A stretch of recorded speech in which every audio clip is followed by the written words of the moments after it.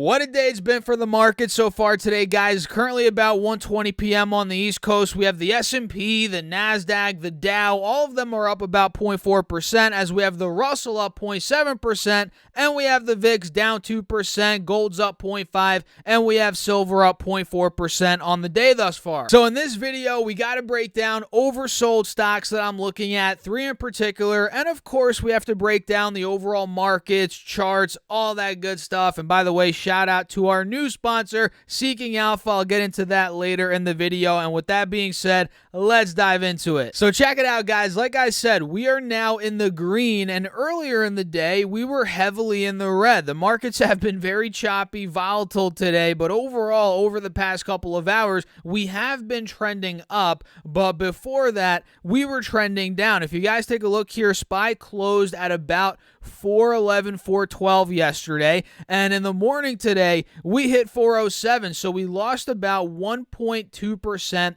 in SPY in the pre-market. And for Triple Q, which tracks the NASDAQ 100, you guys probably know that at this point, this went from 307 at close yesterday roughly to about 303 in the pre-market at the low of the pre-market. In other words, it lost 1.4%, and you guys can clearly see the second the market opened, the second that opening bell rang, the markets took off. Triple Q went from 303 and it peaked at about 310 in the on the intraday high, and who knows, we might take that high out. We have about 2.5 hours left in the session, so Triple Q went up 2% in that stretch this morning. SPY went up a little bit less than that, but still it went up a lot. We're talking from 407 to about 413 and went up 1.4%. And look at this, SPY's actually taking the highs out, or at least testing the highs from earlier today. Right now when I'm filming this, again, we peaked at about 413.70. We're currently at 413.30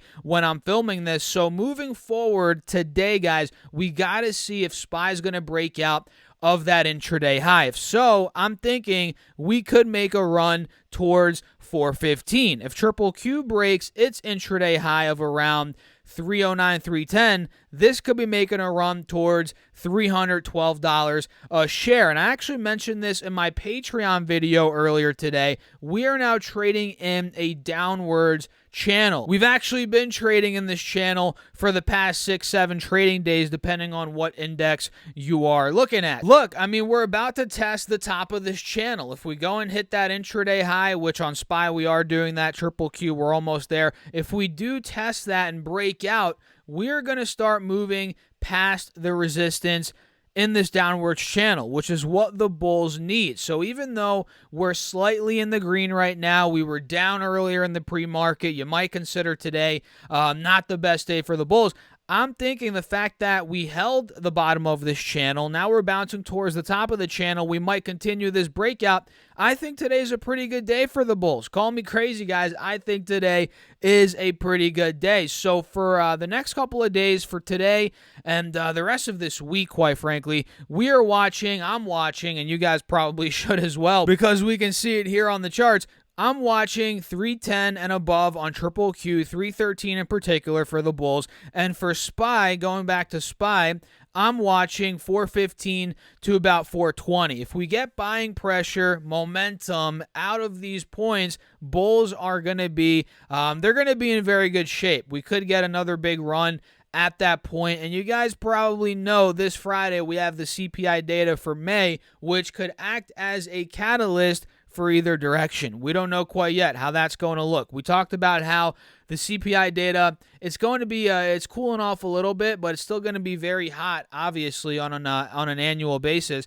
But who knows? It's going to act as a catalyst for a move to either direction, and I'm watching those spots on the upside for SPY and Triple Q. Let me know your thoughts in the comments. As always, make sure to smash that like button if you haven't already, and we're literally 2 subscribers away from 25,000 subscribers, guys. So if you have not subscribed yet and you like the content, I'm not going to force you to subscribe, but if you haven't done so, we're just 2 away. Make sure to subscribe. Let's hit that milestone. And with that being said, let's dive into these 3 stocks that, in my opinion, are oversold, and they look pretty good. And if you stick till the end, we have a bonus one at the end as well. So number one, we have Adobe, ticker symbol ADBE. And right off the bat, what we're noticing on Adobe is it's been uptrending the past couple of weeks. It hit $370 in the middle of May, and just a couple of days ago, it hit $442. So it ran up 20%, and now it's pulled back a little bit, nothing crazy, just about $8 to $10, and it's clearly still holding the uptrend. And in fact, today we're up 0.7% on the day, outpacing the market, and it looks like this wants to start breaking out again or continuing the uptrend. And if I pull up the 4-hour chart, you can see just how oversold, how beaten down Airbnb as well. We're not going to talk about that in this video because I've talked too much about that stock, but in this video, we're talking about Adobe, right? It's beaten down aggressively. It's down from 700, where it was just way overvalued, and it went all the way to 370. So it did lose 46%. It's still down about 45%. But what we're noticing is, finally, after months, guys, I'm talking months, since November, December, we are finally breaking out of the moving averages, and we've been doing that these past couple of days. You guys can see Adobe broke out around 415, 420. Now we're getting a golden cross, and again, we've pulled back a little bit these past 2-3 days, but overall, we're getting buying pressure today above these moving averages on the 4-hour chart. Again, we have that golden cross.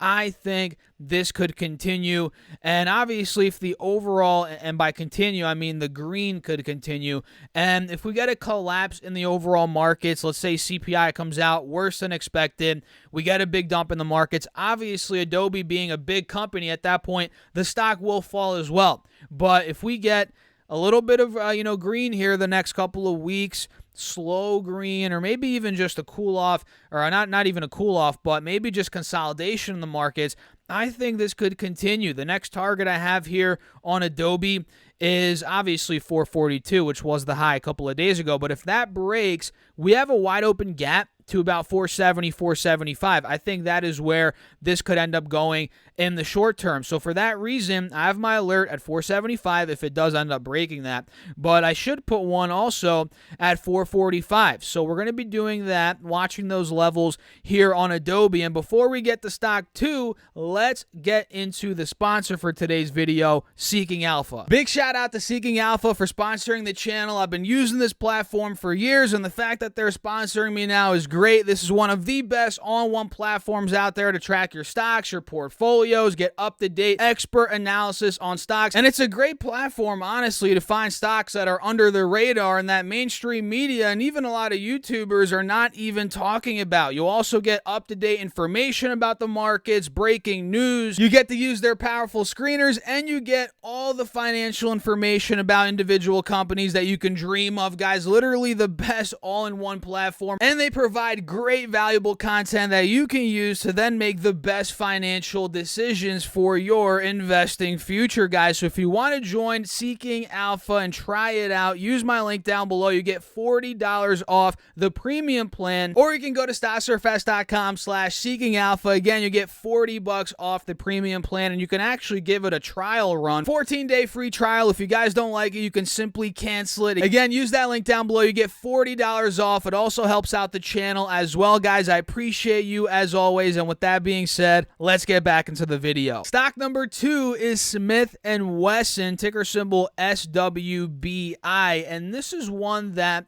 is very beaten down as well, right? SWBI was $24 back in November. Now it's at $15, right? It is down 35%, right? And this has slowly been reversing the past couple of days. We're moving, or really the past week or two, moving above these moving averages, right? We're getting the golden cross, and we've gotten a lot of catalysts out there. I'm not going to get into the tragedies that have gone down in the United States here, which are just complete tragedies, right? We're not going to get into that in this video. You guys know what I'm talking about.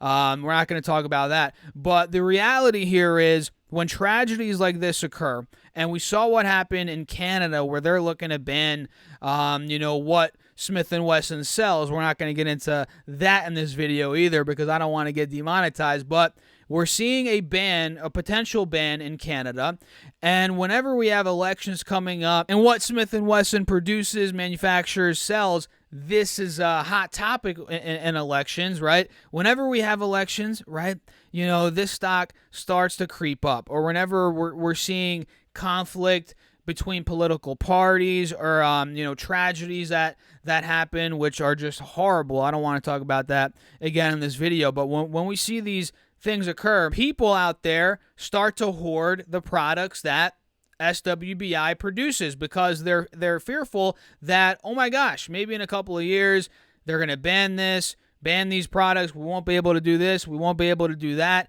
And, stock this, stock that. So that is why this stock has slowly been creeping up the past couple of days, right? I'm not trying to get political here. We're not going to talk about the utter tragedies, the horrible things that have been going on. I don't want to talk about that, but I'm just being realistic here. I'm speaking in reality. That's what's going on right now with this stock. People are speculating that, hey, it might get banned, or something crazy might happen. And in that case, we can make money on this stock. That's what I'm thinking. I think if we start making a move past 16 a share, which that's been resistance since the end of May, obviously now in early June, we may be making a move towards $18.50 to about $19 a share. That is the next major gap to fill here on SWBI. So I'm going to set my alert at $16. Let me know your thoughts as always on Smith & Wesson, guys. And the next one here is JP Morgan, JPM, which is down a lot. No kidding. Like a lot of these stocks are. This one's down 25%. It's in a bear market. And I have multiple alerts set, 133, 140, 145. So let me explain what I'm seeing right now. We're still overall in a downwards channel. That's number one. Number two, though, is we're above the moving averages, and we have a golden cross for the first time pretty much all year. Pretty much all year, guys. No joke. We're starting to get that golden cross. We're above the moving averages, and we have one sticking point to go, right around $133. That's been resistance for close to 2 months now, and it's the top of this downwards channel, which if we start moving past that channel, I'm telling you, if 133, 135 breaks, we get to a multi-week, multi-month high, there is going to be momentum that starts coming into JP Morgan. That's what I'm thinking. I think it could fill the gap then to $140, followed by $145, and if that point were to break, now we're talking a full-on reversal, which we're not there quite yet, but that's what we could be seeing here in the short term. And the bonus one, if you guys stuck till the end, here we go. It is Smucker, ticker symbol, or Smuckers, ticker symbol SJM. You guys probably know this if you like peanut butter and jelly sandwiches, guys. So SJM, they just reported EPS of $1.87, revenue of $2.03 billion. They see full year adjusted EPS of $7.85 to $8.25 versus the $8.89 estimate, so a little bit under the estimate there for guidance for full year adjusted EPS, and they see full year net sales increasing 3.5 to 4.5%. So not the best, not the worst earnings report from Smuckers here, and the stock's moving up. That's why I'm covering it. It's moving up 5% after being down a crap ton, just 20%, or not just 20%, 20% in just about 20 days, which is a big drop in a short amount of time. So now we're spiking back. We're right by these moving averages. Let's see if Smuckers SJM could start seeing momentum past, let's say, 135 into the 140s. That's where I believe we can make some money here on this stock. So I'm going to set my alert. Markets at or above $135 a share. So with that being said, guys, that's it for the video. I hope you all enjoyed it. Smash that like button, subscribe, get your free money from Moomoo and from Webull, link down below, and don't forget to join Seeking Alpha, the premium plan. If you guys want $40 off, use that link down below, stocksurfest.com/seeking alpha. And with that being said, thanks for tuning in as always. Peace out.